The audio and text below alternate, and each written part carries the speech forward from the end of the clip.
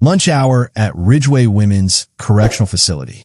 The sound of metal trays slamming onto tables and chairs scraping across concrete echoed through the cafeteria like a percussion section that never learned to stop. Distant voices barked orders from the guard station, sharp and mechanical, cutting through the thick air that smelled of industrial cleaner and overcooked vegetables. But Naomi Carter barely heard any of it. She'd been here 3 days, and already she understood the rhythm of this place. The way eyes tracked movement across the room. The way silence could be louder than shouting. The way women measured each other not by what they said, but by how they carried themselves when no one was speaking. Naomi sat alone at a white cafeteria table near the center of the room, her orange jumpsuit still crisp and new against the faded blues and grays worn by the inmates around her. Her posture was upright, but relaxed, spine straight without appearing rigid, shoulders loose but not slouched. It was the kind of posture that came from years of training, from disciplines that taught you how to sit, how to breathe, how to be still while everything around you threatened to explode. Her lunch tray was positioned directly in front of her, aligned with the edge of the table. Fork on the left, spoon on the right, milk carton parallel to the tray's edge. It wasn't OCD. It wasn't nervousness. It was just habit.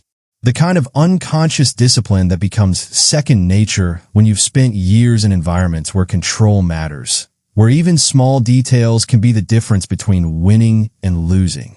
She picked at the food without much interest. Mashed potatoes that looked more like paste. Some kind of meat that could have been chicken or turkey or nothing recognizable at all. Green beans that had been boiled until they'd surrendered any will to be vegetables.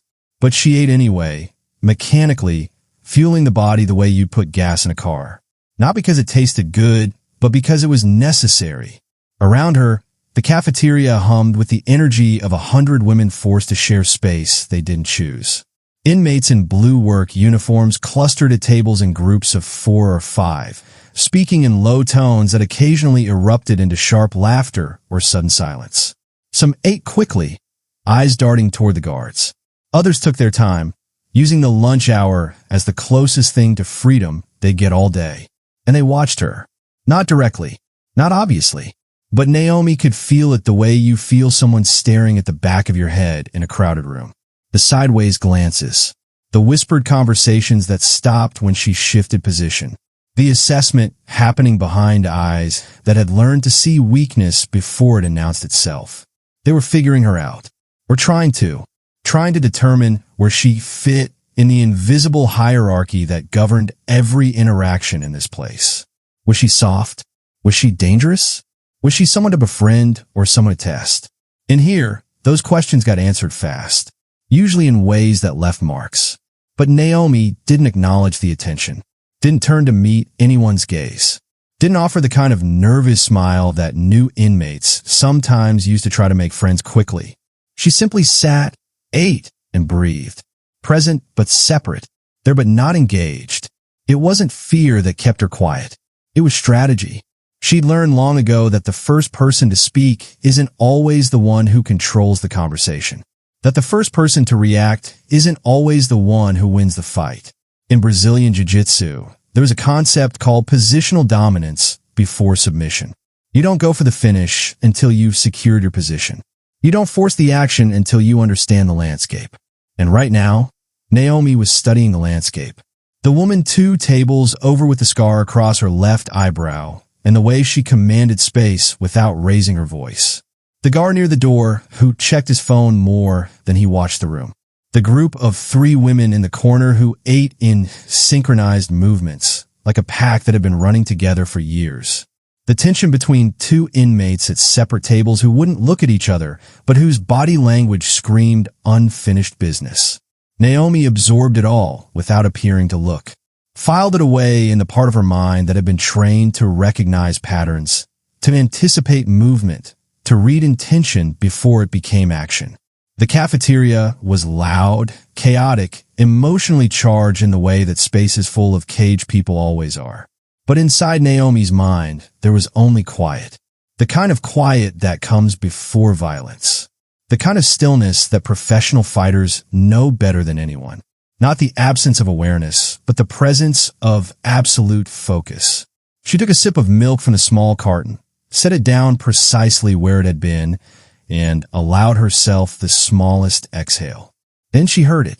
Footsteps. Not the random shuffling of inmates moving between tables or guards making their rounds.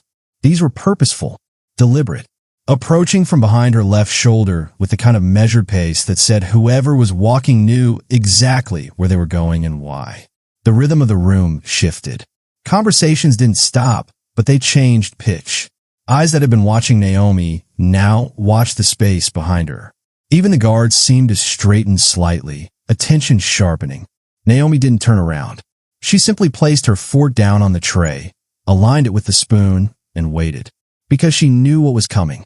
She'd known it from the moment she walked into this facility wearing that name tag that read Piper in block letters. From the moment she'd been processed and assigned to Block C. From the moment the other inmates started measuring her with their eyes. This was the test. And everything that happened next would determine whether she survived Ridgeway with her dignity intact, or whether she became just another body taking up space until her release date. The footsteps stopped directly behind her chair. She didn't announce herself with words. That wasn't how Piper Hale operated. The first thing Naomi noticed was the shift in air pressure, the way bodies instinctively leaned away from something they'd learned not to confront. Then came the shadow, falling across her tray like a cloud blocking the sun. Long, deliberate, confident. Naomi still didn't turn around, but she could feel the woman behind her, could sense the size of her, the weight of her presence. This wasn't someone passing by. This was someone planting roots, claiming territory, making a statement that everyone in the cafeteria was meant to witness. When Piper finally moved into view, walking slowly around the table to position herself directly across from where Naomi sat, the room didn't go silent. That would have been too obvious, too cinematic. Instead, conversations continued at a lower volume. The kind of manufactured normalcy that happens when people want to watch something without appearing to watch. Piper Hale was exactly what you'd expect from someone who'd learned to survive by making others small. White, blonde hair pulled back tight in a regulation ponytail that somehow still managed to look aggressive. Muscular in a way that suggested hours in the yard doing pull-ups and push-ups, building a body that could back up any threat she made. But it was her right arm that told the real story. Covered completely in tattoos from shoulder to wrist. Not the artistic kind you'd see in trendy shops, but the raw, brutal kind done with improvised equipment in back rooms and cells. Skulls. Flames. Words in Gothic script that Naomi couldn't read from this distance, but could guess the nature of. These weren't decorations. They were warnings. Piper stood while everyone else sat. It was a simple thing, but in the language of prison hierarchy, it meant everything. Standing while others eat. Taking up vertical space while they compressed themselves horizontally. It was a symbol of dominance that didn't require explanation. She didn't sit down across from Naomi. Didn't pull out a chair or lean against the table. She just stood there, hands loose at her sides, weight balanced evenly on both feet, head tilted slightly as she studied the new inmate like a scientist examining something under glass. You always eat alone. Piper's voice was surprisingly level. Not aggressive yet. Almost conversational. That's what made it dangerous. Naomi continued eating, fork moving from tray to mouth with the same mechanical precision as before. She didn't ignore the question out of disrespect. She ignored it because answering would be engagement, and engagement was exactly what Piper wanted. A few women at nearby tables glanced over, then quickly looked away. They knew what was happening, had seen it happen to others. New inmates always got tested, and Piper Hale had made testing people into an art form. But not the kind of testing that involved fists and blood. That was amateur hour. That got you sent to solitary, got your privileges revoked, got the guards involved. Piper had been in Ridgeway long enough to understand that real power wasn't about violence. It was about humiliation. Public, creative, devastating humiliation that left no physical marks but carved scars into someone's reputation that never fully healed. She specialized in it, making women cry in front of their friends, exposing secrets they'd tried to bury. creating situations where the target had to choose between their dignity and their safety. And when the target was black, which Naomi was, Piper had a whole additional arsenal to draw from. Words that carried centuries of poison. Gestures that reduced human beings to stereotypes. Spectacle that turned racism into entertainment for those too afraid to intervene. It was her favorite weapon because it cost her nothing and damaged everything. Piper circled slowly around the table, boots squeaking slightly against the concrete floor. She was performing now, aware of her audience, playing to them without acknowledging them directly. "I asked you a question," she said, voice still calm but with an edge underneath. Like a blade wrapped in velvet. Naomi took a sip of milk, set the carton down precisely where it had been, and finally looked up. Their eyes met across the table. Piper saw what she expected to see. A new inmate, alone, quiet, probably scared underneath that calm exterior. Silence that she could interpret however she wanted. And what she wanted to interpret it as was weakness. Submission. An invitation to establish dominance before this woman got any ideas about where she fit in the pecking order. That was Piper's mistake. She'd spent so long around women who feared her that she'd forgotten how to recognize the difference between fear and patience, between weakness and control, between someone who was silent because they were intimidated and someone who was silent because they were calculating. Naomi held her gaze for exactly 3 seconds. Not long enough to be a challenge. Not short enough to be submission. Just long enough to let Piper know she'd been seen, acknowledged, and measured. Then she looked back down at her tray and continued eating. The cafeteria seemed to inhale. Piper's jaw tightened almost imperceptibly. Her hands, which had been loose at her sides, curled slightly into fists. Not fully, not aggressively, just enough to show that something had shifted in her. Some calculation had been disrupted. She'd expected eye contact to break Naomi. Instead, Naomi had simply moved on. Like Piper wasn't worth more than 3 seconds of attention. That couldn't stand. Without a word, Piper walked around the table, her boots heavy against the floor now, each step deliberate and loud. She moved into Naomi's personal space, standing so close that her shadow fell completely across the tray, blocking the overhead lights. Close enough that Naomi would have to crane her neck to look up at her.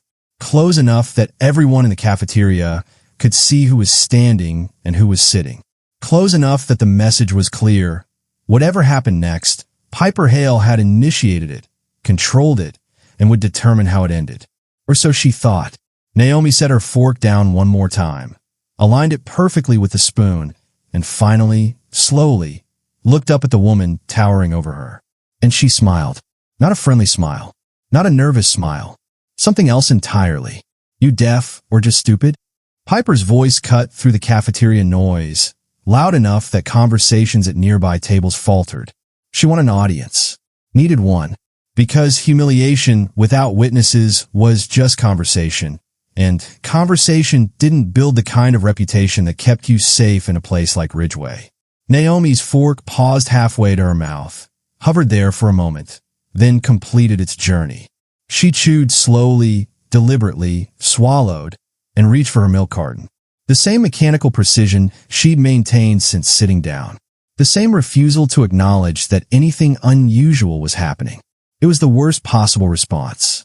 Piper had built her entire prison identity on getting reactions from people. Fear, anger, tears, submission, didn't matter which one as long as there was something. But this empty, calm indifference, it made her feel invisible. And invisible was the one thing Piper Hale refused to be. "You think you're better than me?" Piper leaned down slightly, voice dropping to a register that was somehow more threatening than shouting. "You think because you're new here, because you got your little orange jumpsuit all clean and pressed, that you're special?" Naomi took another bite of mashed potatoes. A few women at the table behind them stopped eating entirely now, forks suspended in midair. Even the guards near the door had shifted their attention, though they hadn't moved yet. This was still in the realm of verbal interaction. Words didn't require intervention. Not yet. Piper straightened up, rolled her shoulders back, and made a decision. She tried words. She tried presence. She tried intimidation. Time for escalation. Her right boot lifted slowly, deliberately, giving Naomi and everyone watching time to see what was coming. It wasn't rushed, wasn't impulsive. It was calculated theater, a performance designed to demonstrate exactly who held power in this moment. The boot came down hard on the edge of Naomi's tray. Metal scraped against laminate with a sound like fingernails on a chalkboard amplified through a speaker system. The tray flipped, spinning once in the air before clattering to the floor. Mashed potatoes exploded across the tile in a white splash. Mystery meat skidded 3 feet. Green beans scattered like dropped marbles. The milk carton burst on impact, creating a spreading pool that reflected the overhead fluorescent lights. The cafeteria noise didn't stop completely, but it transformed. Became different. Charged. Laughter erupted from a table near the back. 3 women in blue uniforms who'd probably been targets of Piper's games before and were just grateful it wasn't them today. Their laughter was too loud, too performative, the kind you produce when you're trying to stay on the right side of someone dangerous. But most of the room went quiet. Not silent. That would have drawn the guards immediately. Just quiet enough that everyone could hear what happened next without making it obvious they were listening. Women kept eating, but more slowly. Kept talking, but in whispers.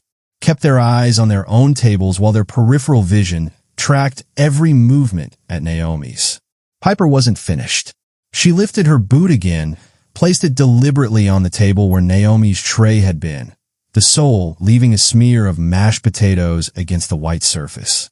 She leaned forward, weight pressing down, towering over the seated woman like a monument to dominance. The tattoos on her arm rippled as her muscles flexed. From this angle, Naomi could finally read some of the script. Words that confirmed everything she'd suspected about who Piper was and what she believed. The kind of words that got written on skin when hate became identity. "You gonna pick that up, black girl?" Piper said it clearly, loudly, made sure every syllable carried across the cafeteria. Not black woman, not even Naomi's name, which was printed on her jumpsuit. Black girl. 2 words designed to reduce, to diminish, to remind Naomi that no matter what she'd accomplished outside these walls, in here, she was just another body to be controlled. The nervous silence from before calcified into something heavier. This had crossed a line. Everyone knew it. The women who'd been laughing stopped. The guards near the door straightened, hands moving closer to their radios. Even the veterans who'd seen every variation of prison dominance games looked uncomfortable. Because racism wasn't just against the rules.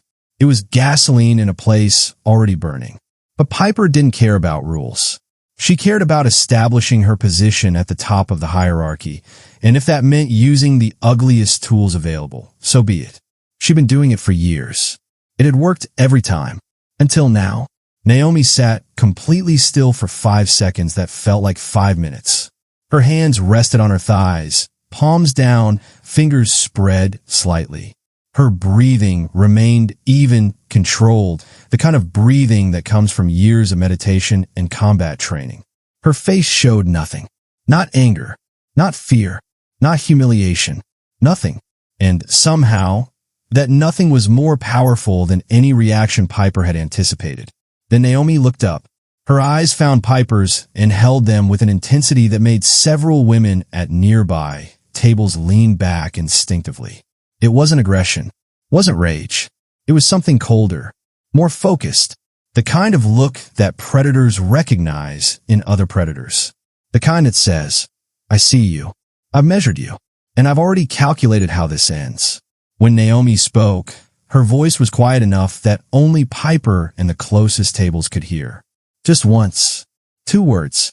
That's all she said. Piper's forehead creased slightly. What? But Naomi was already moving. Not quickly, not explosively, just standing, rising from her seat with the same controlled precision she'd brought to everything else. Shoulders back, spine straight, feet planted shoulder-width apart in a stance that looked casual but was actually perfectly balanced. Standing changed everything. Piper was tall, but Naomi matched her nearly inch for inch. Piper was muscular from years of prison workouts, but Naomi's frame suggested a different kind of strength. lean, efficient, built for movement rather than display. The cafeteria held its breath. Guards reached for their radios, and Naomi smiled again. That same smile from before. Not friendly, not nervous, something else entirely. "You wanted me to pick something up?" Naomi said softly, eyes never leaving Piper's face. "I think I will." Time didn't stop. That's a myth people tell about moments before violence. Time kept moving exactly as it always did. 1 second after another, heartbeats and breaths, and the hum of fluorescent lights continuing without pause. But perception changed. Everything slowed in the way things slow when your brain switches from normal processing to survival mode. When adrenaline sharpens, every sense and milliseconds expand into opportunities.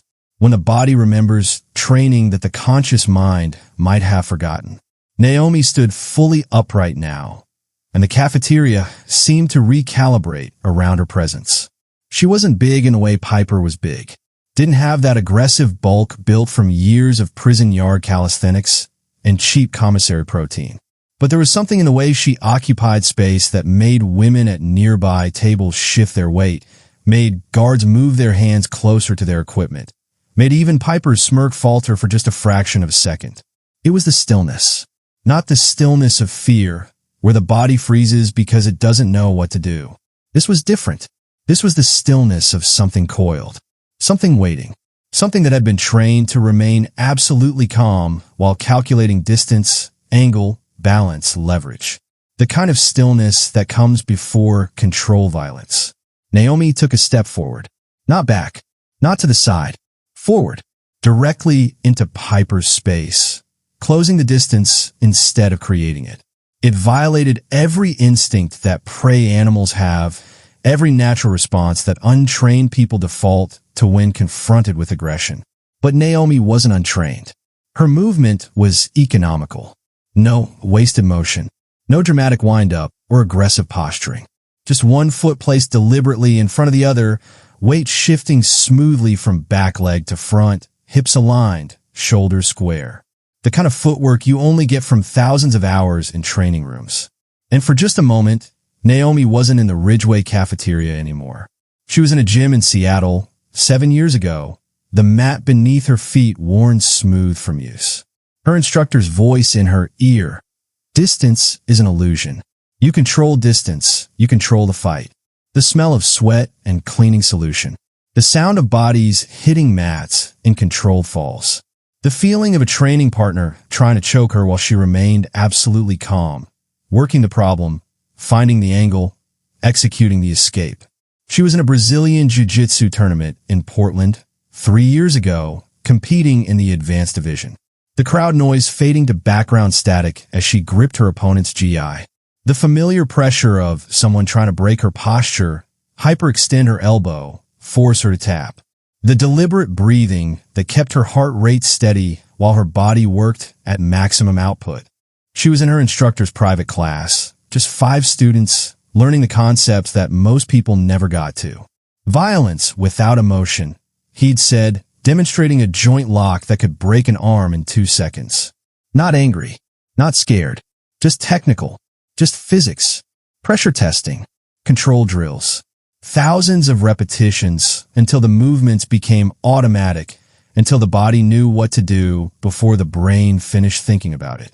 All of that was in the step Naomi took toward Piper. And Piper didn't see it, couldn't see it. She'd spent so many years around women who fought with emotion, wild swings and grabbing and scratching, that she'd forgotten there was another kind of violence. The technical kind, the kind that looked like nothing until it was everything. Piper's smirk returned, wider now. She interpreted Naomi's forward movement as aggression, and aggression was territory she understood. Aggression meant Naomi had lost control, had let emotion override judgment, had taken the bait exactly as intended. "There it is," Piper said, loud enough for the room to hear. "Thought you were different, thought you were special, but you're just another." She didn't finish the sentence. Instead, she shoved both hands against Naomi's shoulders hard, using her superior size and position to drive the smaller woman backward. It was a dominance move, meant to establish physical superiority without throwing an actual punch. Deniable if the guards intervened. She was in my face. I just push her back sounded better than I assaulted her. The shove was everything. It was the point of no return.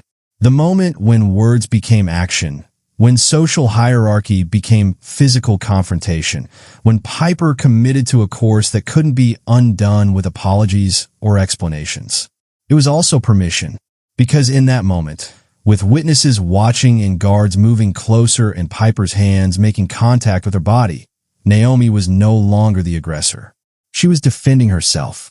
And there's a difference, legal, social, tactical, between starting a fight and finishing one. Piper's shove was meant to send Naomi stumbling backward, maybe falling, definitely breaking that unnerving calm she'd maintained throughout this entire interaction. It didn't work. Naomi's feet didn't move. Her upper body absorbed the impact with a slight bend in her knees, weight dropping to her center of gravity, the same way a tree bends in wind without uprooting. She didn't fight against the force, didn't try to push back, just redirected it downward into the ground, letting the earth handle what her muscles didn't need to. Another thing they taught in jiu-jitsu, don't fight force with force. Use structure, use angles, use the opponent's energy against them. Piper's eyes widened slightly. That wasn't the reaction she expected. She shoved again, harder this time, putting her weight behind it. Naomi shifted her stance, maybe 2 inches. That's all. 2 inches and a slight rotation of her hips. Piper's second shove slid off her shoulders like water off a windshield. The cafeteria wasn't pretending to eat anymore. Women at every table had stopped, forks down, conversations dead, all eyes on the 2 women in orange who were about to redraw every line of power in this facility. Guards were moving now, pushing through the tables, radios crackling with urgent chatter. But they were 30 feet away, 25, 20, and a lot can happen in the time it takes to cross 20 feet. Piper's face flushed red, frustration and confusion mixing with anger. She'd shoved twice, and this woman was just standing there, immovable, impossible wrong. She pulled her arm back, not to shove this time, to swing. A real punch, closed fist, aimed at Naomi's face with all the prison rage she'd accumulated over years of using violence as currency. The punch came forward, and Naomi moved, not backward, into it. The punch never landed. Naomi's body pivoted on the ball of her right foot, a rotation so precise it looked choreographed. Her hips turned 45 degrees, taking her head off the center line just enough that Piper's fist passed through empty air where her face had been a fraction of a second earlier. But Naomi didn't just evade. Her left hand shot up, fingers wrapping around Piper's extended wrist with the kind of grip that comes from years of grabbing sweaty GI fabric and human limbs. Not squeezing hard, just controlling. Her thumb pressed into the soft space between the bones, finding the pressure point that made Piper's hand involuntarily open slightly. Wrist control established in less than a second. Before Piper could process what had happened, Naomi's right hand was already moving. It came up under Piper's extended arm, circling around to grip her own left wrist, creating a figure 4 configuration. Both of Naomi's hands now controlled one of Piper's arms completely. Then came the anchor point. Naomi stepped in closer, impossibly close, her right shoulder driving into Piper's armpit. Not hitting, just inserting itself into the space, becoming a fulcrum, a pivot point. Her hips dropped slightly, weight sinking into a stance that was so stable it looked like she'd grown roots into the concrete floor. And she twisted, not violently, not with anger or rage or the kind of explosive energy that untrained fighters use. Just mechanically, efficiently, using leverage instead of strength, geometry instead of power. Piper's balance broke instantly. One moment she was standing, dominant in control. The next moment the entire world was rotating around an axis she didn't understand. Her feet left the ground. Not because she jumped, but because Naomi's hip had become a ramp that her body was now sliding over. The cafeteria floor rose up to meet her. Piper's back hit the tile with a sound that made everyone watching wince. Not quite a slam, Naomi had controlled the descent just enough to avoid injury, but not enough to avoid impact. The breath exploded from Piper's lungs in a sharp gasp that echoed through the suddenly silent room. 3 seconds had elapsed since the punch was thrown. Naomi followed her down, maintaining wrist control throughout the transition. Her body moved with Piper's, never separating, flowing from standing to kneeling in one continuous motion. By the time Piper's back touched the floor, Naomi was already in position. Side control, one of the most dominant positions in Brazilian jiu-jitsu. Naomi's chest pressed across Piper's torso, her weight distributed perfectly so that every attempt Piper made to breathe pushed against resistance. Her left hand still controlled Piper's wrist, pinning it to the floor above her head. Her right forearm settled across Piper's throat, not choking, not crushing, just resting there with enough pressure to remind her that it could do both. No punches, no scratching, no hair pulling or wild swinging. Just clean, technical mechanics that had reduced the most feared woman in Ridgeway to a helpless position on the cafeteria floor in less than 5 seconds. Piper tried to move. Her free hand came up, reaching for Naomi's face, trying to push her off. Naomi's hip shifted slightly, increasing the pressure across Piper's chest, and the hand faltered. Piper tried to bridge, using her legs to lift her hips off the ground in the universal escape attempt that every person tries when they're pinned. Naomi's base widened imperceptibly. Her weight settled lower. The bridge collapsed before it started. That's when Piper's eyes changed. The anger drained out of them, replaced by something much more primal. Confusion first, then understanding, then fear. Real fear, not the fear of getting hit. Piper had been hit before, had hit others, had built her entire identity around physical confrontation. That fear was familiar, manageable, almost comfortable. This was different. This was the fear of complete helplessness, of realizing that nothing she did mattered, that every tool in her arsenal was useless, that the person controlling her could do anything they wanted and she couldn't stop it. Piper tried to buck again, harder this time, desperation overriding technique. Her legs thrashed. Her free hand grabbed at Naomi's arm. Her head twisted side to side. Naomi didn't react to any of it. Just maintained position, pressure, control. Like someone holding a struggling animal until it exhausted itself. The entire mess hall had fallen into a silence so complete that the ventilation system became deafening. 100 women watched 2 women on the floor, and what they saw rewrote every understanding they had about power in this facility. Piper Hale, who'd ruled through intimidation and violence for years, was being held down by someone who looked like she was just waiting for a bus. No effort, no emotion, just technical dominance that made it clear this could continue for as long as Naomi wanted it to. 10 seconds had elapsed since the punch was thrown.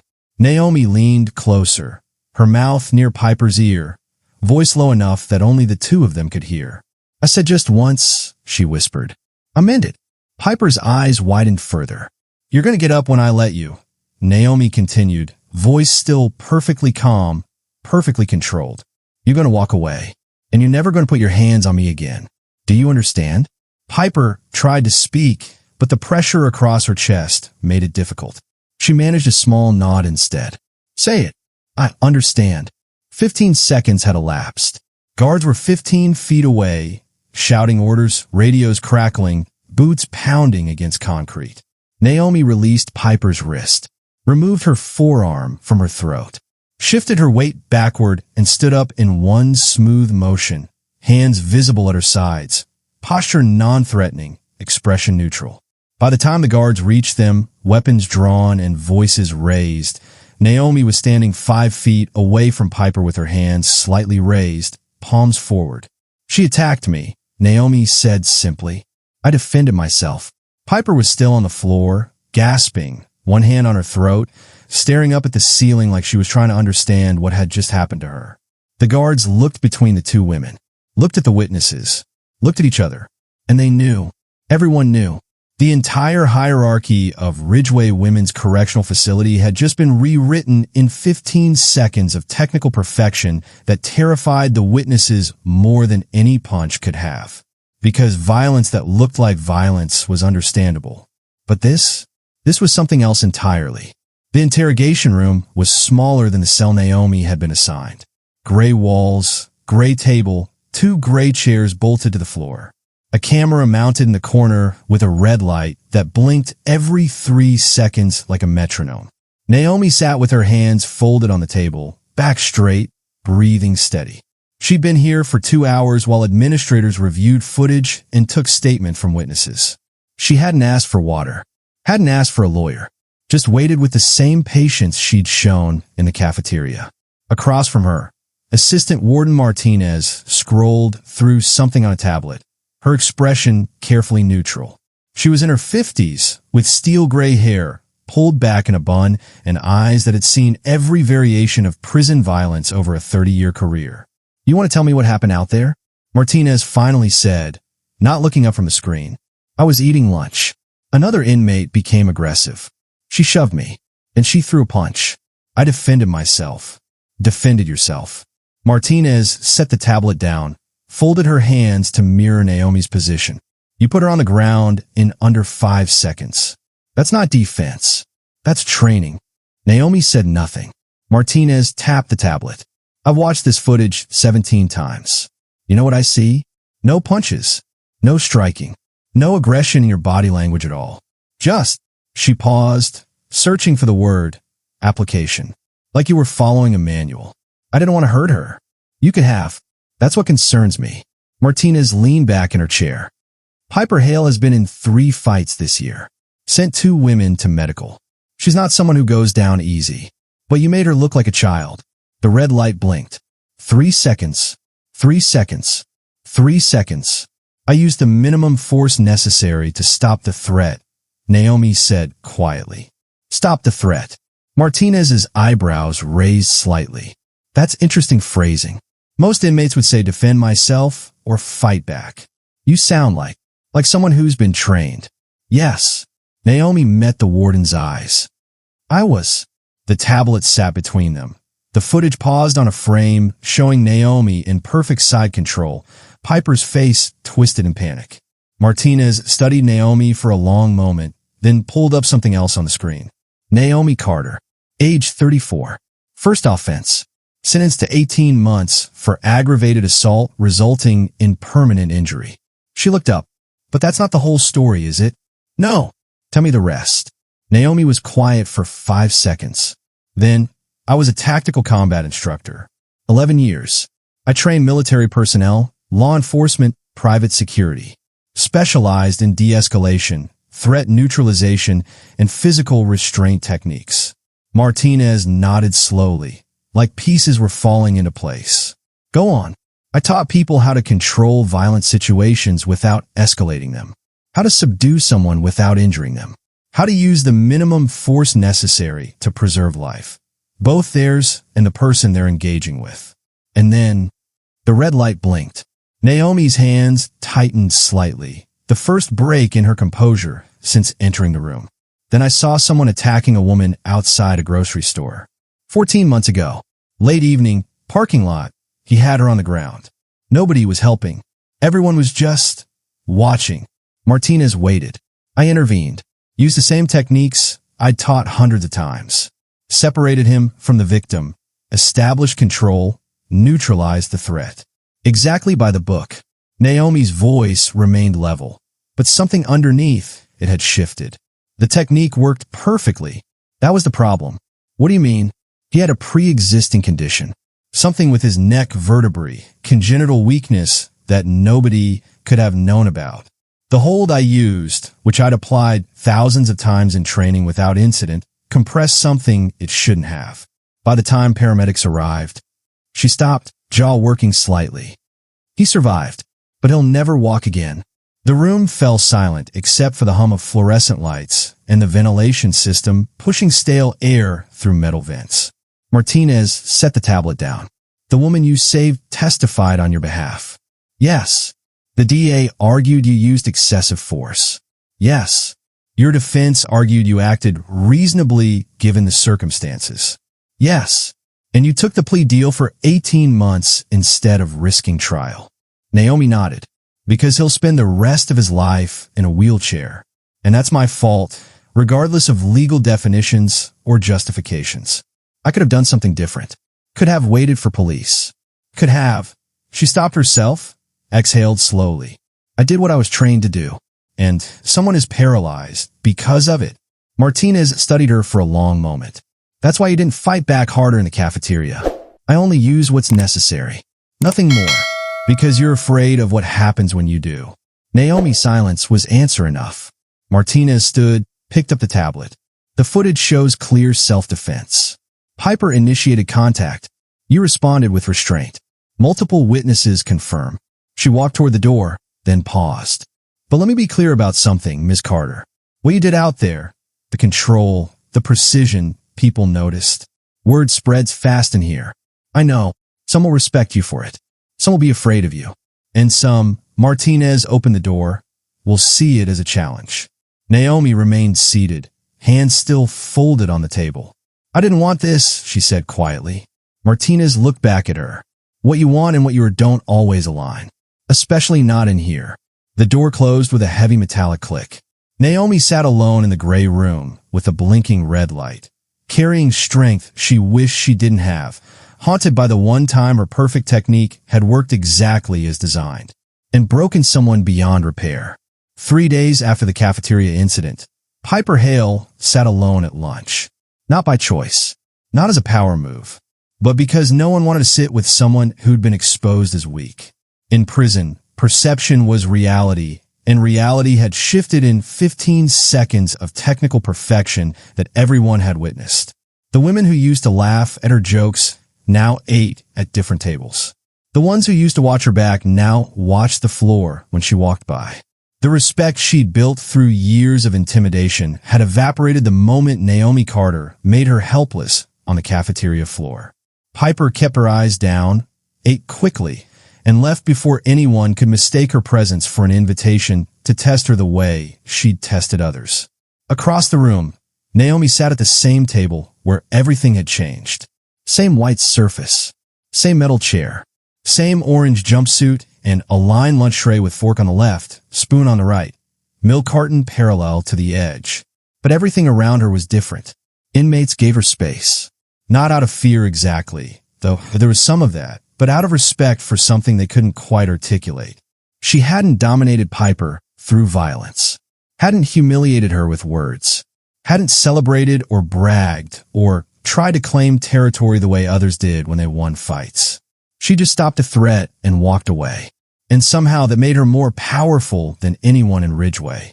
2 tables over, a group of women in blue work uniforms occasionally glanced in her direction, then quickly looked away when she shifted position.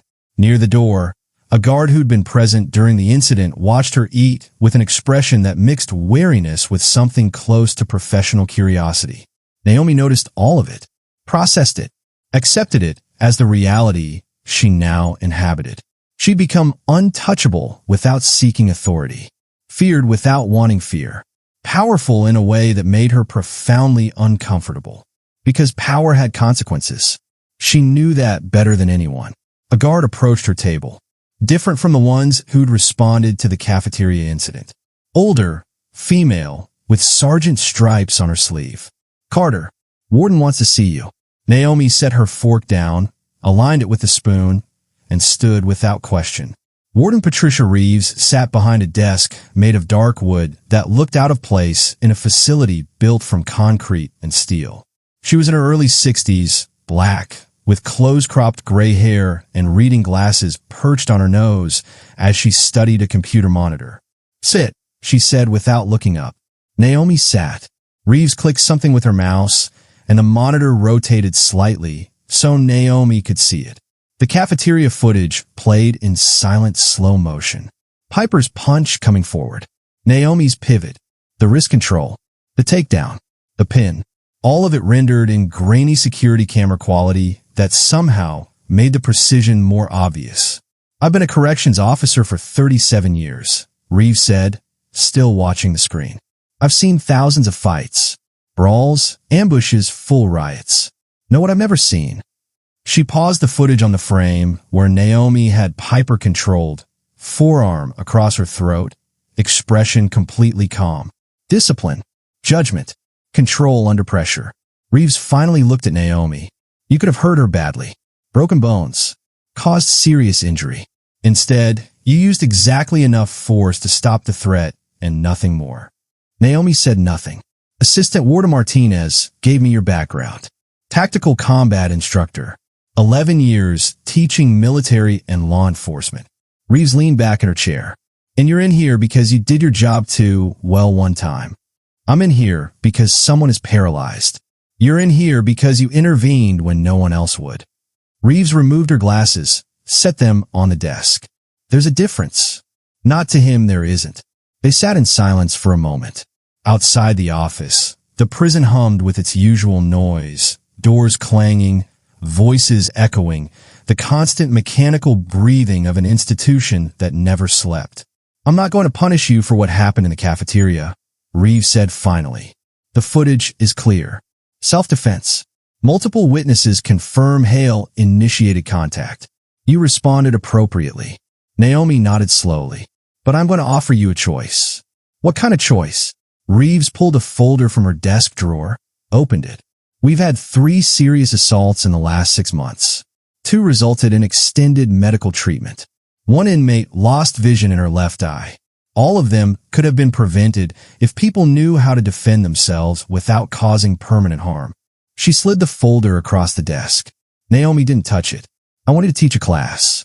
Controlled self-defense and conflict de-escalation. Twice a week, voluntary enrollment, supervised by staff. Teach these women what you know. Not how to hurt people. How to protect themselves without destroying others.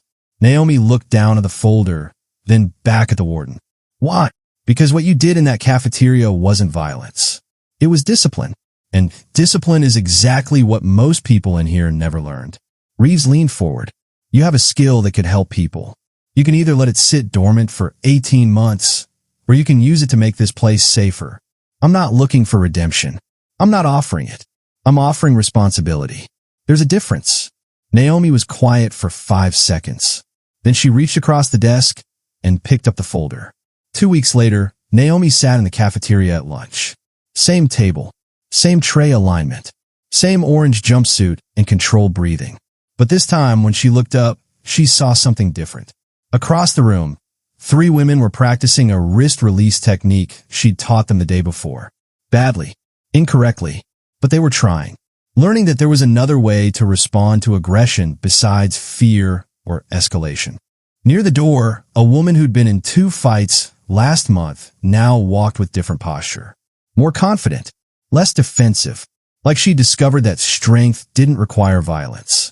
And at the table where Piper Hale used to hold court, a group of women ate together without anyone claiming dominance, without anyone using fear as currency. The hierarchy hadn't disappeared. Prison would always have hierarchies, but had shifted, redefined itself around a new principle that Naomi had demonstrated on the cafeteria floor 15 seconds at a time. True power isn't domination. It's restraint. Naomi took a bite of her food, chewed slowly, and allowed herself the smallest smile. Not because she'd won anything, not because she'd proven anything, but because maybe, just maybe, the technique that had broken one person could help protect others. And that burden, that responsibility, that guilt she carried, she could transform it into something useful. One control technique at a time. If this story resonated with you, hit that like button and subscribe for more powerful narratives about strength, discipline, and redemption. Drop a comment telling me where you're watching from and what lesson you took from Naomi's story. Because true power isn't about dominating others. It's about controlling yourself. And that's a lesson we all need to learn.